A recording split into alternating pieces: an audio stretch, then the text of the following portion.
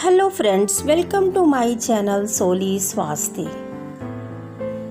मेरे प्यारे दिव्य आत्माओं, आज का विषय थोड़ा हटकर है।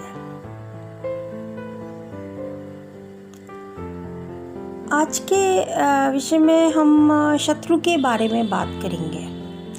ज़्यादातर लोग शत्रु से अपने ग्रसित और परेशान होते हैं। वैसे तो कोई चाहता नहीं है कि मेरे जीवन में कोई दुश्मन बने। कोई भी नहीं चाहता कि मेरा कोई शत्रु हो। बावजूद इसके लोगों के शत्रु हो जाते हैं, बन जाते हैं, शत्रुता का भाव रखते हैं और शत्रुता निभाते रहते हैं। बहुत से लोग चाहते हैं कि मेरे शत्रु का नाश हो जाए। जी हाँ, ये बहुत गहन विचार है और मैं ये आशा करती हूँ कि आप सब भी इस विचार को समझेंगे। जब हम किसी से दुश्मनी नहीं चाहते तो कैसे हमारे दुश्मन बन जाते हैं। कभी हमारे जीवन में सब कुछ ठीक चल रहा होता है, अचानक कोई व्यक्ति आता है और हमें अकारण ही अपमानित कर कर चला जाता है, या बिना वजह वो मेरा नुकसान करने लगता है। अचानक कोई इंसान हमारे दुखों का मुख्य कारण भी बन जाता है। वो वक्त बेवक्त हमको, हमारे परिवार, हमारे प्रियजनों को कष्ट देने लगता है। हमारी सम्मान, हमारे स्वाभिमान और हमारी प्रतिष्ठा को हर वक्त ललकारने लगता है। जब हम सुकून से अपने जीवन के कामों में लीन रहते हैं, वो हमारे सुकून और सुखों में खलल डालता रहता है। ये सब क्यों होता है? इसका कारण या तो हमें पता होता है या फिर पता नहीं होता है। हम ये सोचते रहते हैं कि जब हमारा इससे कोई मतलब ही नहीं है तो क्यों बार बार ये हमें डिस्टर्ब करने आ जाता है। या फिर जब कारण पता होता है तो हम भी उस पर पलटवार करते हैं और ये सिलसिला ऐसे ही चालू रहता है। हमारा शत्रु उधर से और हम इधर से एक दूसरे को घात पहुंचाने में लगे रहते हैं। इसमें ज़्यादा चोट जिसको पहुंचा दी, जो चित्त हो गया वो हार गया और जिसने कर दिया वो जीत गया। लेकिन क्या बस शत्रुता की कहानी यहीं तक की है? दो शत्रुओं में कुछ लड़ाई हुई, कुछ मुठभेड़ हुई या युद्ध हुआ, फैसला हो गया, तो क्या शत्रुता खत्म हो जाती है? नहीं, शत्रुता तब भी खत्म नहीं होती है। लोग अपने दुश्मनों को खत्म करने के लिए अपना भी सब कुछ गंवा देते हैं। जो एनर्जी, जो साधन हम किसी सकारात्मक कार्य में लोकहित में लगा सकते थे, वो तो दुश्मनी निभाने में गंवा देते हैं। लेकिन क्या शत्रुता खत्म हुई? ये फिल्म तो बाकी रहती है मेरे दोस्तों। आजकल एक ही फिल्म के कई पार्ट बनते हैं, पार्ट 1, पार्ट 2 बनते रहते हैं। ठीक उसी तरीके से ये दुश्मनी का सिलसिला भी जन्म जन्मांतर तक चलता रहता है। ये रूप बदल बदल कर हर जन्म में आएगा और अपनी अहंकार में खुद भी नष्ट होगा और हमको भी नष्ट करता रहेगा। शत्रुता में नष्ट करने वाला और नष्ट होने वाला, हानि तो दोनों की होती है, लेकिन कुछ सार्थक निष्कर्ष नहीं निकलता। अब किया क्या जाए? जब तक हम इसके मूल कारण को नहीं जानेंगे, तब तक ये तकलीफ की देने की जो सिलसिला है वो चलता रहेगा। इसका मूल कारण जो है वो हमारे स्वयं के पाप कर्म हैं। जी हाँ, ये पाप कर्म जो हमने कभी भी किसी भी जन्म में उस व्यक्ति को दुख पहुंचाने के लिए किए, तभी वो हमारा शत्रु बना। देखिए, जब हम जन्म लेते हैं तो क्या कोई हमारा दुश्मन होता है? नहीं। फिर उम्र बढ़ते हमारे शत्रु कैसे बन जाते हैं? वो हमारे शत्रु उसी जन्म में या हमारे पिछले कई जन्मों में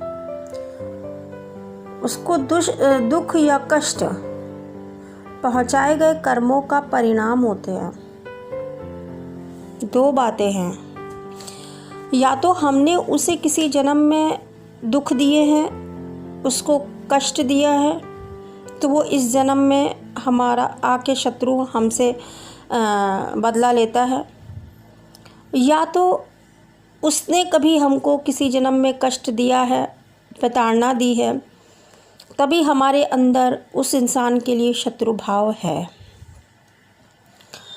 इस सत्यता को समझना पड़ेगा। इस लंबी लड़ाई या अनंत युद्ध का एक ही महा उपाय है, और वो है क्षमा या माफ़ी।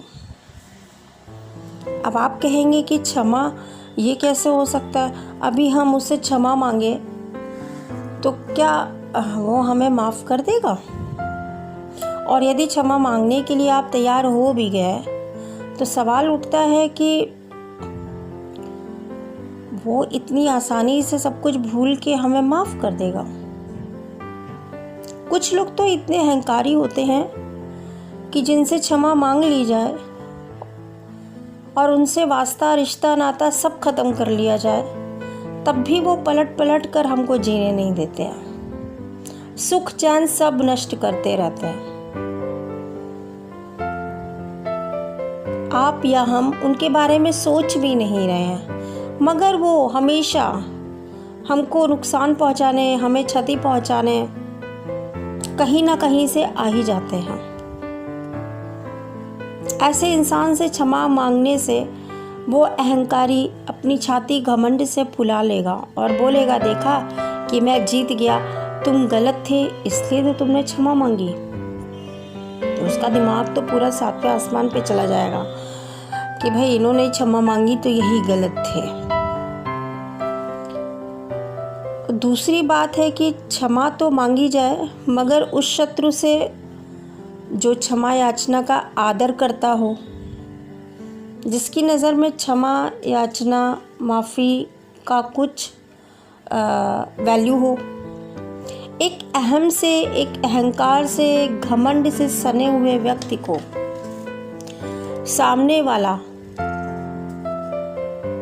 सामने वाले की क्षमा याचना उसकी कमजोरी या उसकी पराजय नजर आएगी, और तब तो वो हाहा करके एक राक्षस की तरह हंसेगा और आपकी क्षमा को आपकी आत्मग्लानि समझकर, आपकी कोई विवशता समझकर आपको फिर से कभी ना कभी परेशान करेगा। तो क्षमा भी हर एक से नहीं मांगी जाती, और सज्जन खुददार व्यक्ति तो कभी अपने लिए किसी से कुछ भी नहीं मांगते। तो क्षमा कैसे मांग सकते हैं, वो भी एक दुर्जन या दुष्ट व्यक्ति से? ये तो स्वयं ईश्वर का भी अपमान होगा जिस दिन इस धरती पर सज्जन व्यक्तियों को दुर्जन और दुष्टों से क्षमा मांगनी पड़ जाएगी। ये स्वयं उस ईश्वर का, उस परमात्मा का भी अपमान होगा। ऐसे में क्या किया जाए? ऐसे में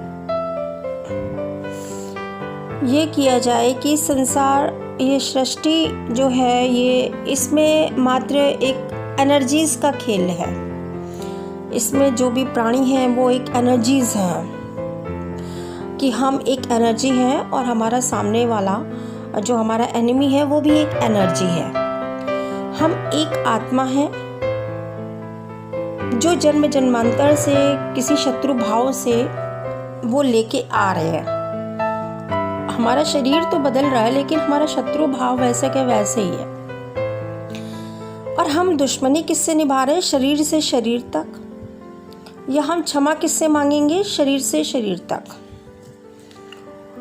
तो जब ये एनर्जीज का एक खेल है, या एक ये सोल का खेल है, तो हम शरीर तक ही वो निभा रहे हैं शत्रुता, इसीलिए वो दुश्मनी ख़त्म नहीं हो रही है और बात कुछ ठीक बन नहीं पाती, जीवन पूरा क्लेशपूर्ण हो जाता है। तो हमें अपनी आत्मा से एक बार शांति चित्त होकर बैठना चाहिए, अपनी आत्मा को शांत करके आत्मा के द्वारा क्षमा मांगनी चाहिए।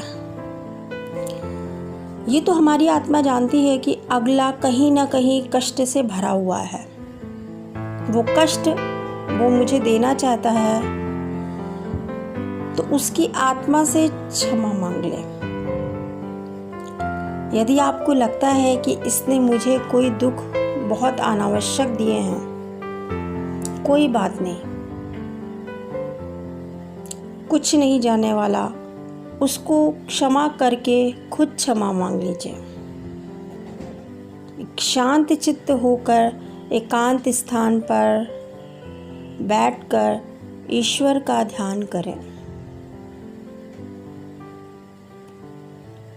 उस परमात्मा से पहले अपने अपराधों की क्षमा मांगे।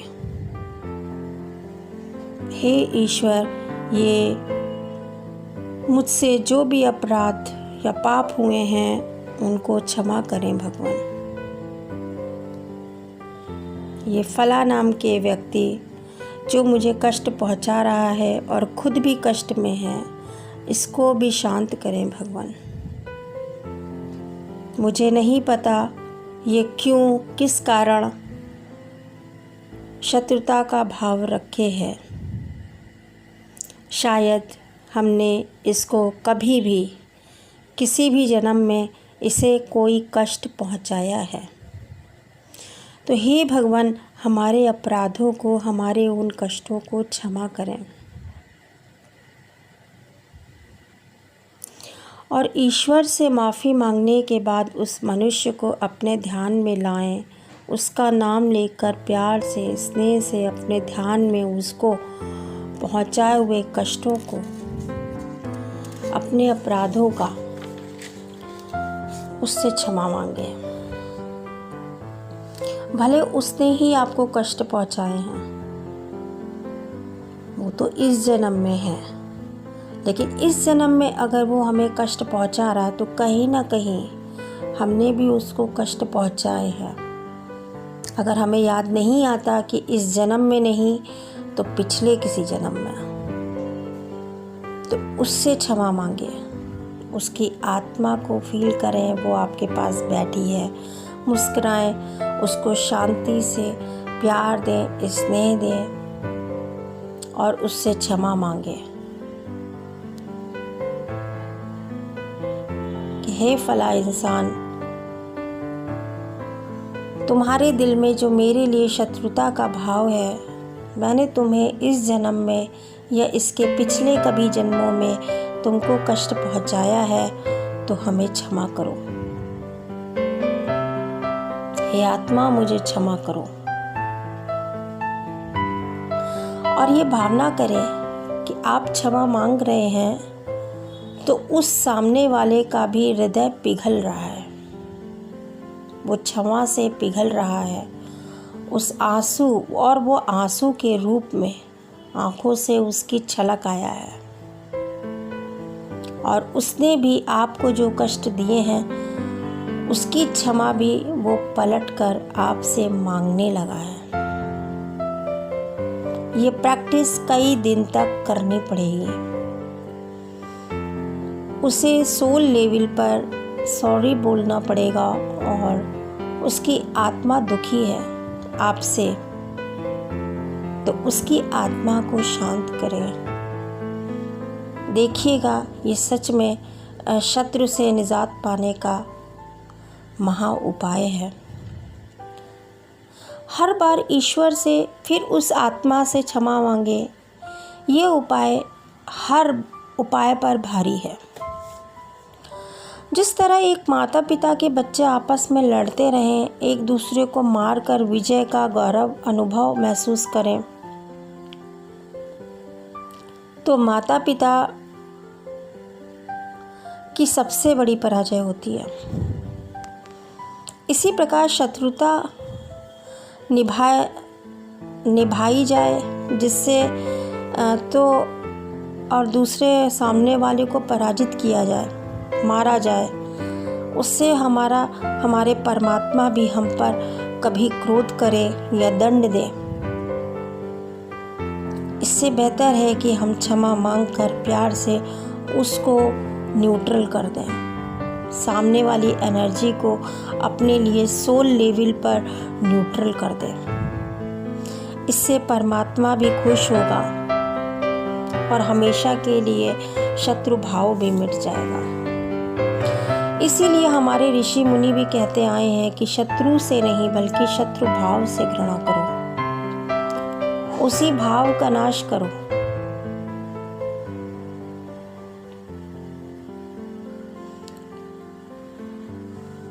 सो धन्यवाद मेरे दोस्तों। Thanks for watching my video